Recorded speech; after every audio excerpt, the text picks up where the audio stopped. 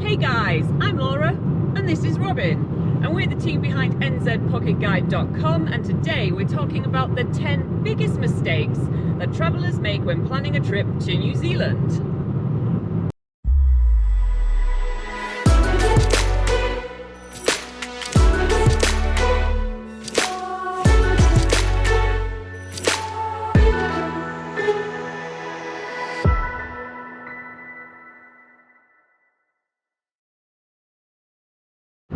Alright, as we are travelling through the beautiful Tongariro National Park, we're going to go through some of the mistakes that you guys make when planning a trip to New Zealand. So let's get to it with our very first point on the list, which is a mistake people make is that they don't check their smartphone plan. So yeah, I agree with that. Most people decide to use roaming when coming to travel to New Zealand, especially for a short period of time, such as 2 weeks, 3 weeks, maybe a month.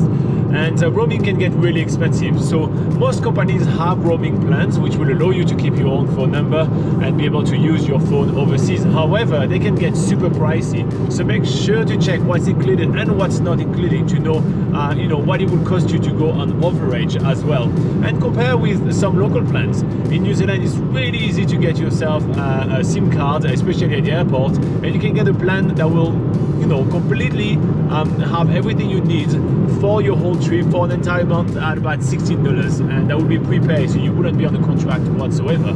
On top of that, there is Wi-Fi obviously available in most accommodations and cafes and restaurants and all that around New Zealand, but it's not always the most reliable, so you may not want to just solely plan on Wi-Fi for your trip in New Zealand. So keep that in mind. Okay, another mistake that people make when planning their trip to New Zealand is that they try to pack in too many activities. Now, there is seriously a lot to do in New Zealand. If you've seen this YouTube channel before, you might have seen Robin and I do 365 days of 365 activities all around New Zealand. And despite us actually being here for about 10 years, we haven't done everything in New Zealand. There really is a lot to do.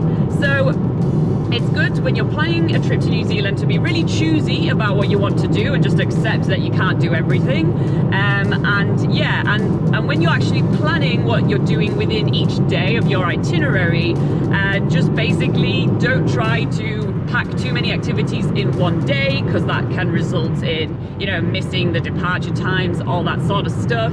And usually doing half-day activities or full-day activities is usually just dedicate the whole day to doing that. Don't try to do anything else in that day. But you will find that there's also some really short walks in New Zealand, usually like 10 minutes or like half an hour is classed as an easy short walk. And those sort of activities, you obviously can string a few together and fit that all in one day. But yeah, basically, just don't try to do too much. Alright, moving on to the next point of our list. Another mistake that travellers make is that they don't plan a flexible itinerary. Is this one for me? That is for you, Robin. Alright, so New Zealand is famous for having 4 seasons in one day, and it's definitely not just the saying in New Zealand. There is a lot of changeable weather. You can see that on our videos here on the channel when we try to attempt to do one activity and the weather has turned completely sour and we have to string out another plan to do something else. So the weather changes a lot, and therefore you have to be quite flexible. You have to be able to reschedule some of your activities. For instance, one activity which is really famous for being cancelled quite regularly and have to be rescheduled is the heli hike on some of the glaciers in New Zealand, such as Franz Josef Glacier. If you plan on doing this once in a lifetime experience, which actually it's absolutely fantastic to do, you may need to have a plan to reschedule it at some point, because, well, that's the thing. The weather may just change and a helicopter can't land on the glacier when there are gusts of wind and rain hailing down on us. So that may mean that you have to reschedule it 3 or 4 hours later, or that may mean that you have to reschedule it for the next day. So having an itinerary which is somewhat flexible, meaning that you can stay a couple of days in each of the locations that you're going, and having enough time to be able to do that, will allow you to be able to have that flexibility and be able to do all those amazing activities that you really want to do for your trip to New Zealand. Okay, another mistake that travellers make when planning a trip to New Zealand is that they book plane connections too close to each other.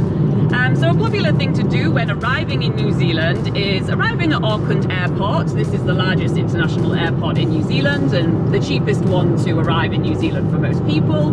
And from there, most people sort of want to, if they want to go to the South Island straight away, they'll get a connecting flight to Queenstown or Christchurch. But the problem is at the Auckland International Airport, that is a little bit of a walk or a bus journey away from the domestic terminal.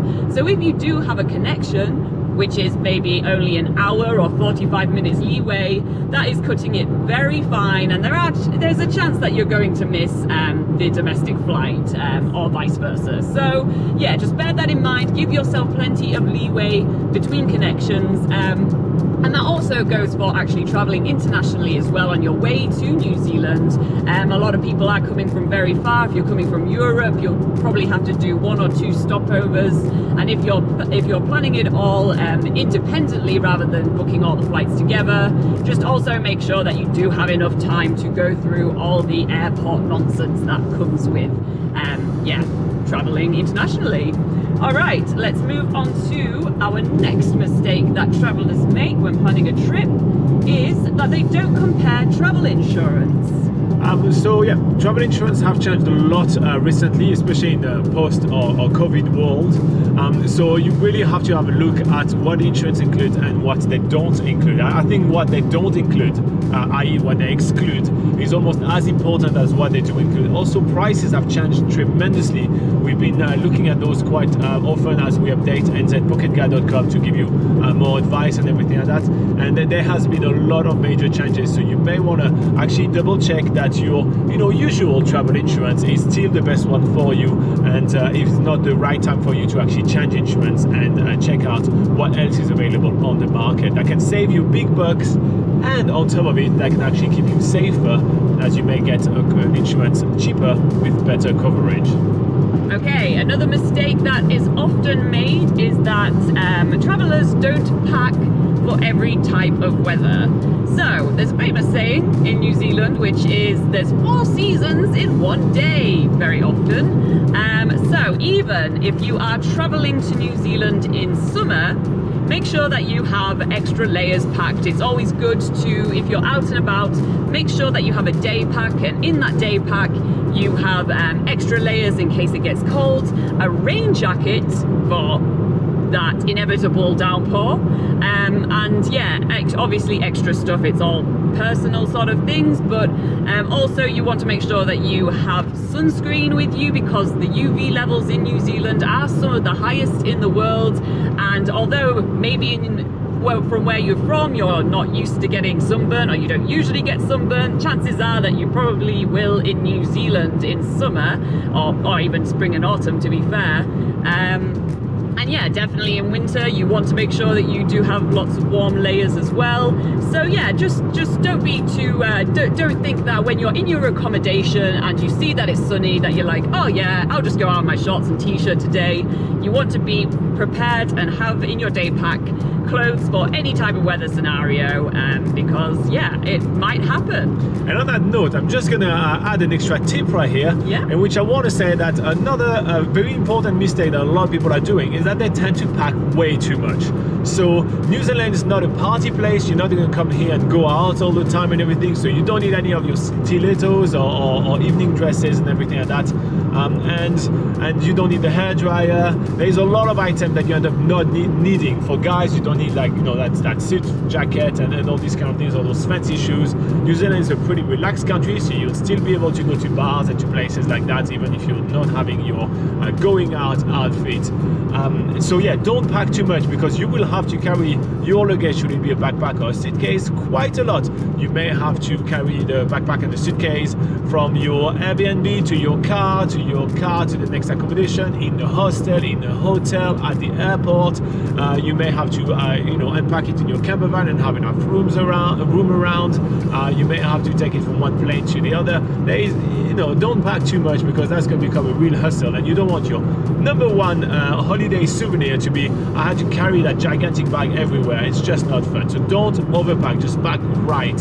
And to be fair, we do have a lot of advice on nzpocketguide.com. I think if you click on prepare your trip and then packing and gear list, and then we have literally a list of like what you should be packing for your trip to New Zealand, and it's all free to use, so you may as well check it out. I'll put a link in the description below. Awesome. Okay, another tip for you guys that are planning your trip in New Zealand is to allow enough time in New Zealand. So a big mistake people make is that they come here for too short of an amount of time. New Zealand is a country where there is so much to do, and the sort of way to travel is not to just come to one place and travel from there. You want to explore the whole country, but this requires enough time. 1 week is really short. Really, we wouldn't recommend that amount of time to travel. That would even be rushing if you the North Island or the South Island. If you're just traveling one island, 1 week is too short, really. In fact, during New Zealand's biggest gap year, Laura and I attempted to do 365 activities in 365 days all around New Zealand, and we still don't think that we've done enough in New Zealand. And on top of that, we've been traveling in New Zealand for almost the last 10 years. Yes. So yeah, make sure that you do have plenty of time. New Zealand's a place that you like. Really, a good amount of time is about a month or 3 weeks minimum. We do have itineraries on nzpocketguide.com for everything between a week to a month. So go on to nzpocketguide.com to check out our different itineraries recommendations. But yeah, we really recommend that if you know there's a time in your life coming up where you might be able to get a month off work, or maybe even saving for retirement, where you have all the time left in the world, or even doing a working holiday in New Zealand where you can actually come and work and travel in New Zealand, we definitely recommend doing that, because New Zealand is a place where you will want to spend a lot of time. It takes a lot of time to get here. It's a place that people only really visit once because it is so isolated. So really make sure that you make the most of it by coming here for a good amount of time. Okay, let's move on to the next tip that we have for you guys, which is a mistake people make is trying to make their itinerary a loop around New Zealand. Although it's easy to sort of, when they're doing a road trip around New Zealand, it seems easy to just do a loop where you can return your rental car back to the same depot you picked it up at, and you can also return to your arrival airports. This kind of does take up a lot of time if you are wanting to do a loop. Another popular alternative, especially if you only say have 2 or 3 weeks in New Zealand and you're trying to cover as much ground as possible, is to do a one-way journey. So for instance, starting in Auckland, travelling down the North Island, crossing to the South Island, and finishing in either Christchurch or Queenstown.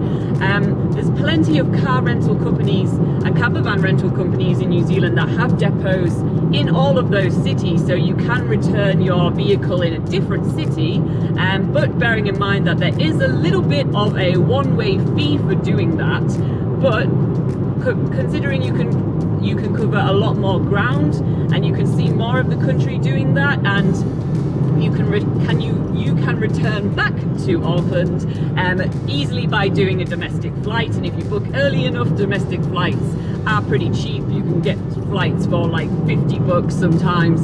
So yeah, bearing in mind you can do all that, we definitely recommend doing a one-way trip, especially if you have limited time in New Zealand. Okay, so moving on to our final tip for you guys, and the mistakes that you guys often make when planning a trip to New Zealand, is that don't forget to plan your payment methods. Yes, a lot of people actually plan their trip to New Zealand and completely forget to plan how they're going to be paying around. And we actually do receive a lot of emails about that, of people actually asking us to mention that more often. So here you go, guys, I am mentioning it. So when you're going to be traveling around New Zealand, the easy way to pay will be to use your credit card. But be aware that there is going to be a fee every time. So yes, your bank may just advertise that you will be able to pay in New Zealand fee-free, but although they don't charge you a fee up front, they will charge you a way worse exchange rate, for instance, and they will still make a lot of money out of that, and you will be out of pocket. Some merchants here in New Zealand may charge you an extra fee for using international credit cards, so you may be out of pocket on that front as well. So keep in mind that having a payment method in mind is actually the right thing to do. You can withdraw some cash in New Zealand, you can exchange some money in New Zealand. We do have plenty of advice on that on NZDT. You can also use international transfer services, such as, I think TransferWise now is called Wise, or there is XC Money Transfer. There is a lot of companies that do those kind of things. They can sort you out quite easily. So you have plenty of different options. Make sure that you have a plan in mind. Avoid traveler's card and traveler's check. They usually are the worst method to pay when traveling in New Zealand. That's the two things that we probably receive the most complaints about on the site. So here you go. Those are 10 tips for you to plan a better trip to New Zealand. Those are mistakes that we receive emails about. People that say, hey, I wish I knew this. Hey, I wish I knew that. So I hope that you find all those ones useful. If you want some more tips about traveling in New Zealand, you can check out nzpocketguide.com. There is a link in the description below. It is the largest travel guide to New Zealand. It's completely free for you to use. And what is YouTube asking us to do, Laura? Well, YouTube is asking us for you guys to make sure you hit subscribe and make sure you like this video so that the algorithm is happy, and apparently that makes everyone else happy. So please do that if you found this video useful. Here you go, YouTube. We've done it. Bye bye, guys. See you later.